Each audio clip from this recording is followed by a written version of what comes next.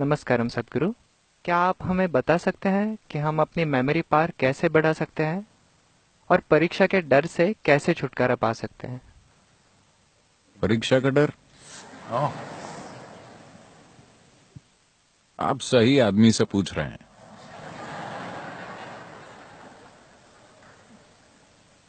जिसे इसका पूरा अनुभव है। ऐसा इंसान जिसे कभी भी परीक्षा का कोई डर नहीं रहा।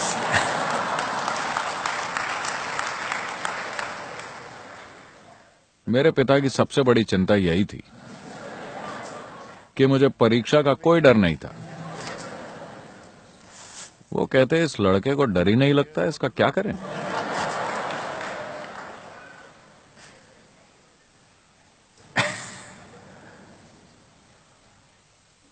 this is the whole thing.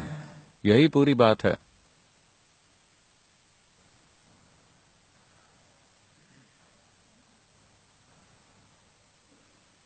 You're asking this. आप ये सवाल पूछ रहे हैं, अच्छी बात है, लेकिन पहले आपको समझना होगा कि कहीं ना कहीं दुनिया में, समाज में यह धारणा फैली हुई है कि डर एक तरह की खूबी है। डर कोई खूबी नहीं है। डर आपको सबसे बदसूरत प्राणी बना देता है। आपके जीवन का सबसे बुरा अनुभव शायद डर ही है। इसी एक चीज के अभाव ने मेरी जिंदगी को बहुत ही सुखद बना दिया है, क्योंकि डर हमेशा किसी ऐसी चीज का होता है जो अभी तक हुई नहीं है। डर किसी ऐसी चीज का होता है जिसका अभी कोई अस्तित्व नहीं है। क्या होगा, इसी का डर होता है। क्या होगा आपको नहीं पता। जब आपको नहीं पता कि आप पेपर में क्या लिखने वाले हैं, वो चीज जो आपने साल भर सीखी है, फिर भी आपको नहीं पता कि आप क्या लिखेंगे, अगर ये हालत है तो आपके जीवन में क्या होगा, निश्चित रूप से आपको नहीं पता, है ना। Yes? But you're imagining. लेकिन आप सारी बुरी चीजों की कल्पना कर रहे हैं जो परीक्षा के बाद होंगी। नहीं, परीक्षा के बाद एक बढ़िया छुट्टी मिलने वाली है। Yes. फिर एक दिन आएगा जब रिजल्ट अनाउंस होंगे।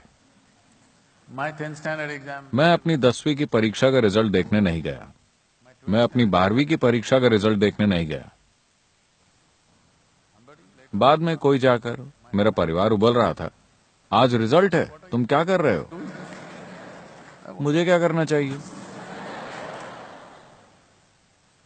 Then they will tell somebody. फिर वो अपने किसी परिचित को बताते और उन्होंने जाकर देखा होगा कि रिजल्ट का क्या हुआ। Well, somehow. मैं किसी तरह से पास हो गया। Now the thing is just this. अब बात बस ये है कि आप स्कूल कुछ सीखने जा रहे हैं या आप स्कूल कुछ साबित करने के लिए जा रहे हैं। आपको ये फैसला करना होगा, हर किसी को करना होगा। आप आश्रम आए हैं कुछ जानने के लिए या कुछ साबित करने के लिए, आपको यह तय करना होगा। अगर आप किसी जगह खुद को साबित करने के लिए जाते हैं तो बीमारी बैठ जाएगी। असफलता और सफलता की बीमारी आपके अंदर बैठ जाएगी।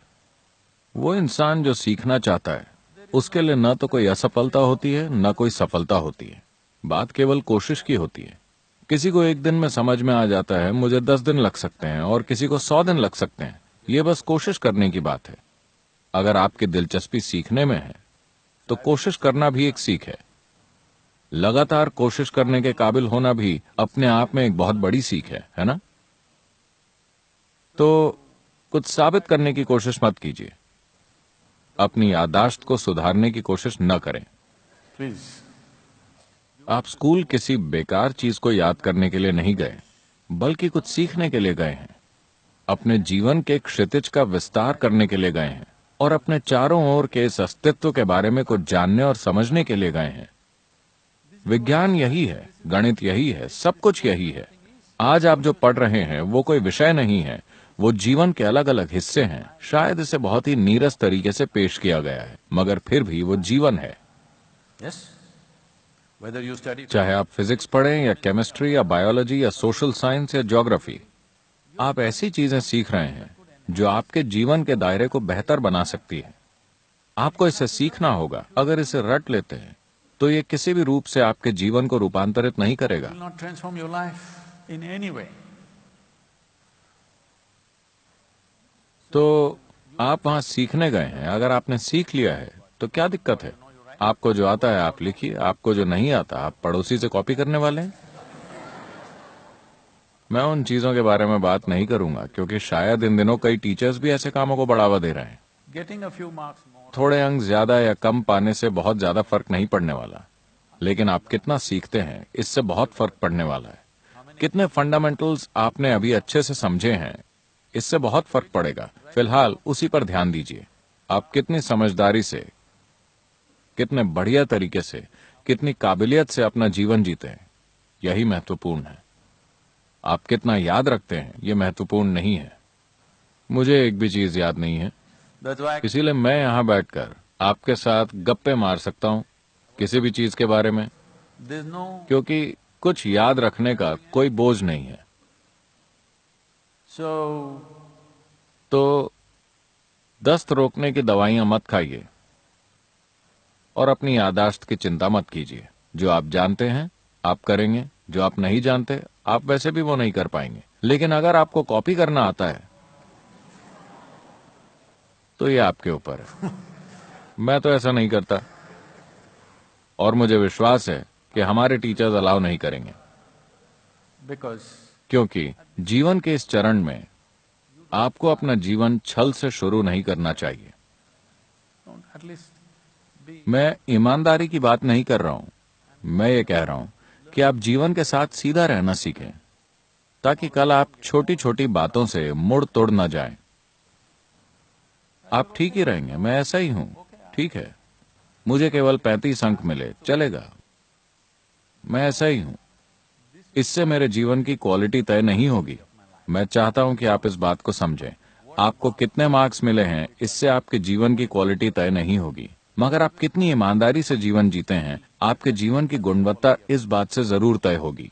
तो नकल नहीं करना है, ठीक है। मान लीजिए आपको कुछ नहीं आता, कोई बात नहीं, वहां खुशी खुशी बैठिए और बाहर आ जाइए। सबको बता दीजिए कि मुझे नहीं आता था। थोड़ा योग कीजिए, आपका जीवन लंबा हो जाएगा और आप एक और साल ले सकते हैं।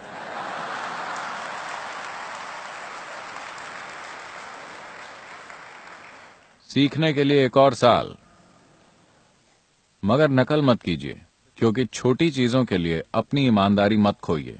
ये मामूली चीजें, इन छोटी चीजों के लिए अपनी ईमानदारी मत खोइए, वरना कल जब आपके सामने बड़ी चीजें आएंगी तो आप उनका सामना नहीं कर पाएंगे।